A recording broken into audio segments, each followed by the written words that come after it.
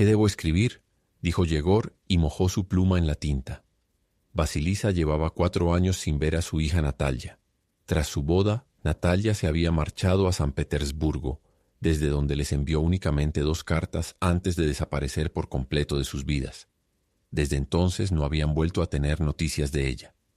Ya fuera ordeñando su vaca al amanecer, calentando la estufa o dormitando por la noche, la anciana tenía siempre el mismo pensamiento. ¿Qué sería de Natalia si aún seguía viva tan lejos de casa? Debería haber enviado una carta, pero el viejo padre no sabía escribir y no había nadie para escribirla. Con la llegada de la Navidad, Vasilisa ya no pudo contenerse y decidió ir a la taberna acompañada de Yegor, el cuñado del posadero. Yegor, quien llevaba días sentado sin hacer nada en la taberna desde que regresó del ejército, era conocido en el pueblo por redactar cartas con gran habilidad, siempre que se le pagara lo suficiente. Vasilisa habló con la cocinera de la taberna, luego con la dueña de la casa y finalmente con el propio Yegor. Acordaron una suma de 15 rublos. En el segundo día de las fiestas, en la cocina de la taberna, Yegor se encontraba sentado a la mesa con la pluma en la mano, listo para escribir. Vasilisa estaba de pie frente a él, reflexionando con una expresión de ansiedad y tristeza en el rostro. Piotr, su esposo, un anciano muy delgado con una calva de tono marrón, la había acompañado. Permanecía sentado mirando fijamente al frente con la expresión perdida de quien parece no ver nada. En la estufa, un trozo de cerdo se cocía en una cacerola. Estaba chisporroteando y silbando. Era sofocante. ¿Qué debo escribir?, preguntó Yegor de nuevo. ¿Qué?, preguntó Vasilisa, mirándolo con ira y sospecha. No me distraigas. No estás escribiendo sin compensación. No temas, te pagaremos apropiadamente. Vamos, escribe. A nuestro querido yerno Andrei y a nuestra única amada hija, Natalia Petrovna, con nuestro amor, enviamos una reverencia y nuestra bendición parental que perdurará para siempre. Les deseamos una feliz Navidad. Estamos vivos y bien, y les deseo lo mismo, si Dios quiere, el Rey Celestial. Vasilisa reflexionó e intercambió miradas con el anciano. Y les deseo lo mismo, si Dios quiere, el Rey Celestial, repitió comenzando a llorar. No pudo decir nada más. Sin embargo, antes, en las largas noches de insomnio, le parecía que ni siquiera una docena de cartas serían suficientes para expresar todo lo que tenía que decir. Desde que su hija se había marchado con su esposo, había pasado mucho tiempo.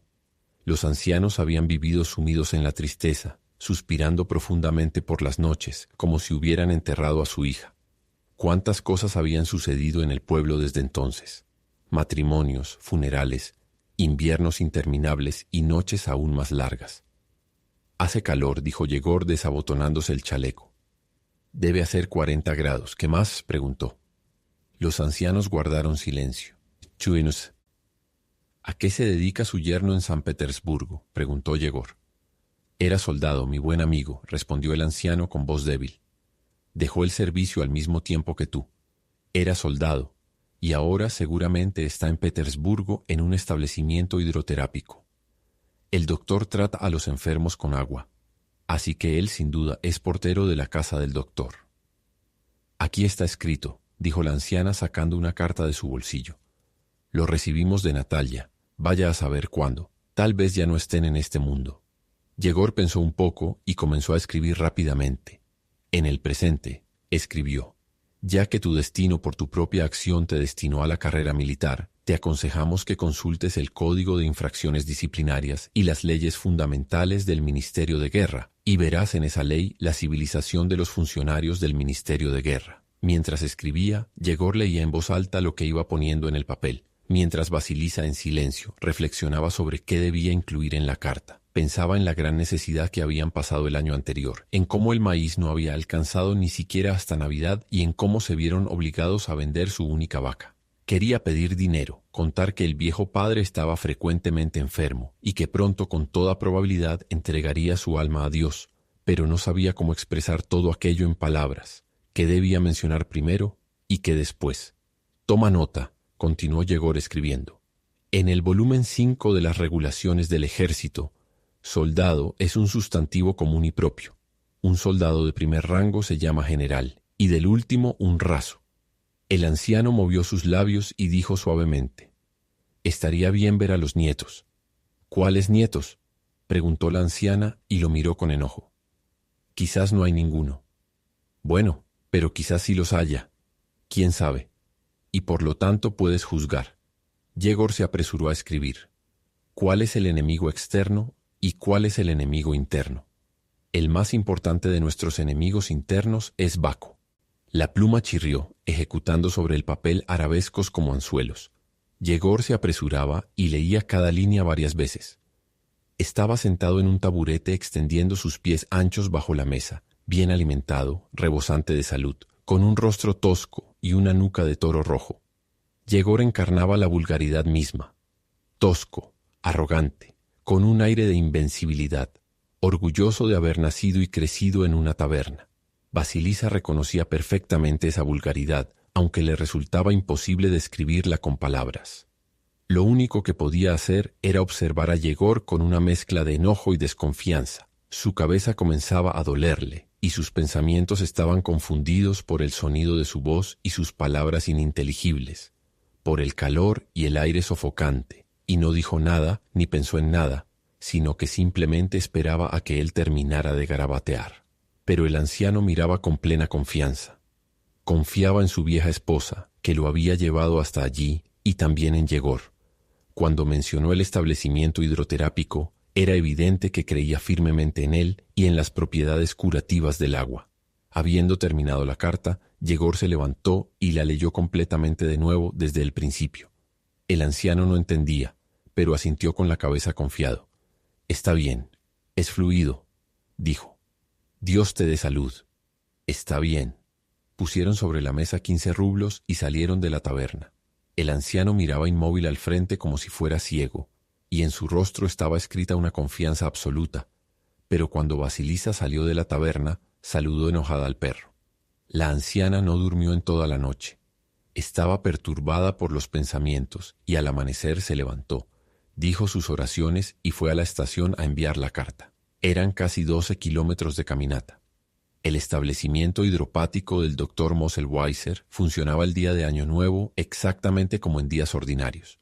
La única diferencia era que el portero, Andrei, llevaba un uniforme con nuevos adornos. Sus botas tenían un brillo extra y saludaba a cada visitante con «Feliz Año Nuevo». Era temprano. Andrei estaba de pie en la puerta leyendo el periódico. Justo a las 10 en punto llegó un general, uno de los visitantes habituales, y directamente después de él el cartero. Andrei ayudó al general a quitarse su abrigo y dijo: «Feliz Año Nuevo para su excelencia». «Gracias, mi buen amigo, lo mismo para ti». Al llegar a lo alto de las escaleras, el general señaló la puerta con un leve movimiento de cabeza y preguntó, como lo hacía frecuentemente, aunque siempre olvidaba la respuesta: «¿Y qué hay en esa habitación?» «La sala de masajes, su excelencia». Cuando los pasos del general se desvanecieron, Andrei miró el correo que había llegado y encontró uno dirigido a él.